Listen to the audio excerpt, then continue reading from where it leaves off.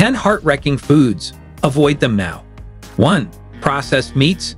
Linked to increased risk of heart disease and stroke due to high levels of sodium and unhealthy fats. 2. Sugary beverages.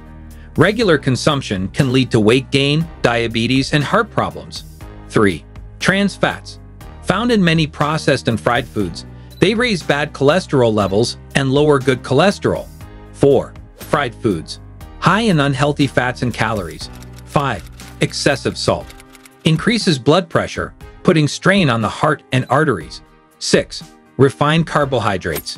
Found in white bread, pasta, and pastries, they can raise blood sugar levels and promote inflammation. 7. Saturated fats. Found in fatty cuts of meat, full-fat dairy, and certain oils, they can raise bad cholesterol levels. 8. Highly processed snacks. Loaded with unhealthy fats, sugars, and artificial ingredients detrimental to heart health. 9. Sugar-sweetened snacks. 10. Alcohol in excess.